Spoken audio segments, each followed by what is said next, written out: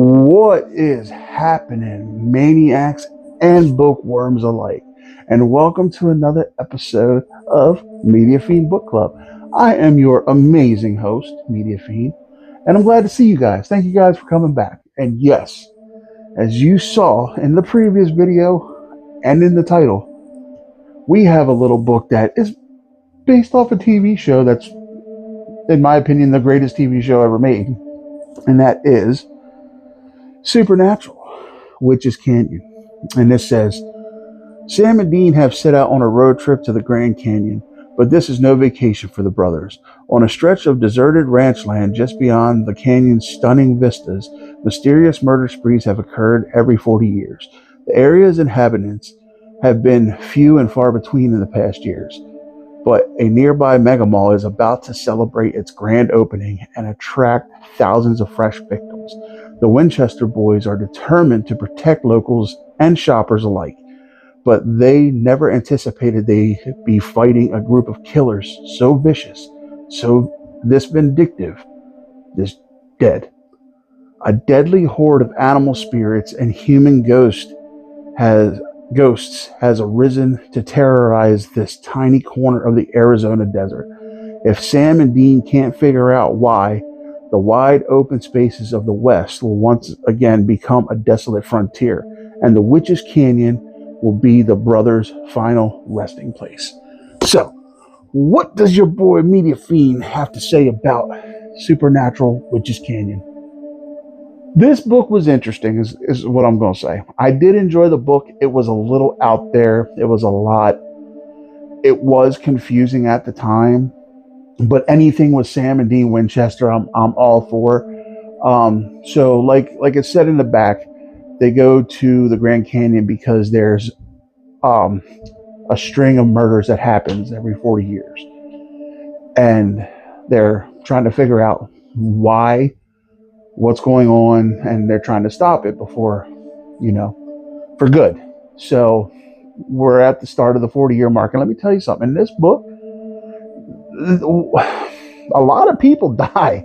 Like, I know in this show, a couple people here and there die, and they figure it out, and then they kill whatever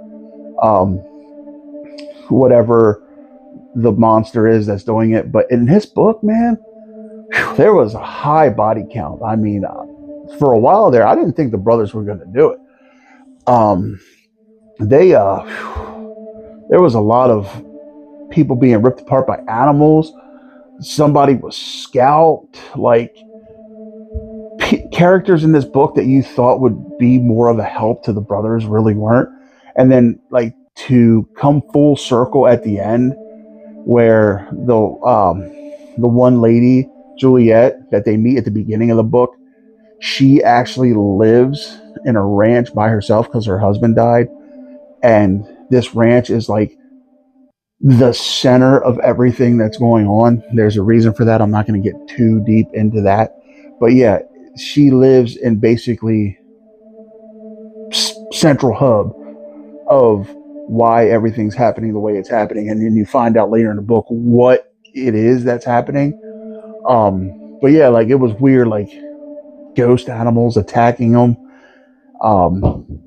ghosts turning into animals. Like, it was your classic Indian burial ground type of ghost story in a way, but it was really out there. Like, there was just a lot of craziness that was happening in this book. And at times, I'm not going to lie, it was hard to follow. Like, I was getting confused. I'm like, wait, so this, what's going on? This, wait, what? And then I was like,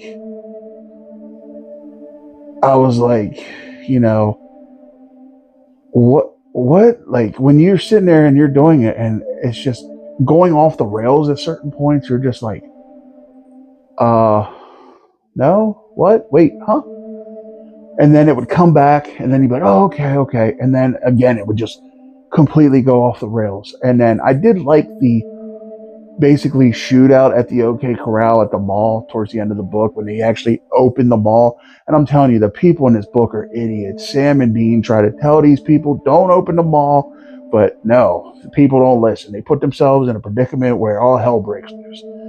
And, people annoy me, man. But anyway, I definitely, like I said, I'm going to have to give this book right here, Witch's Canyon. I'm going to go ahead and I'm going to give this book a 4 out of 5. Anything with the Winchesters is an automatic 4, but I just didn't, while I enjoyed the book, at times it was hard to follow, but it was still a good book. If you enjoy supernatural, if you enjoy, buddy comedy-ish books, you're going to love it. If you like Sam and Dean, you're going to love the book, regardless of how crazy it gets and how weird it gets at times. It's Sam and Dean Winchester. Come on now. It's supernatural. It's the greatest thing ever. But I definitely recommend you read it. It's like I said, especially if you're a fan of the show, you're going to like the book.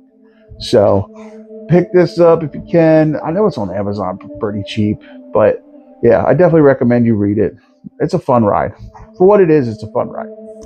Was I let down a little bit? Yeah, a little bit with this one. I was a little let down, but like I said, anything with Sam Dean Winchester, automatic 4 stars. So that's right. All right, and the next book I got. Now, I decided this one, I'm going to go comedy horror, which I'm excited for. And that is Benjamin Wallace's Dads vs. Zombies Year 2. I've read Year 1. Amazing book. I really enjoyed it. The dynamic of the 3 dads here, so funny. And this says, the world looks different a year after the dead rose from their graves. Survivors live in walled enclaves while the zombies roam freely in the wasteland. John, Chris, and Eric have made their home in the enclave of Haven and earn their keep in town by scavenging for supplies outside the walls. These excursions bring them face to face with grubby urchins, deadly warlords, and hordes of the undead. But not all threats lie beyond the walls. The dads are beginning to wonder if they can trust the people in charge. Things aren't looking good, and the longer the end of the world drags on, the more danger they're sure to find themselves in. Yes, and I have started it. I'm a decent way through, but Dads vs Zombies, man. The first one was really good. The dynamic with these 3 are hilarious. I can't wait to see what this book brings. But yeah, so all right, guys. With all that being said, I love you guys. Thank you guys. Don't forget, if you haven't done so yet, hit that subscribe button along with them bell notifications. That way, when your boy Media Feed throws up a book club, you're in the know. So don't forget to like too, and leave a comment. Let me know what you think of the books. If you read the books, if you want to read the books, what you thought about my review, let me know. So, but all right, guys. Like I said, with all that being said, I love you guys. Thank you guys. And until next time, this is your boy Media Fiend saying, as always, get yourself a good book, cuddle up, be chill, and we out. Peace.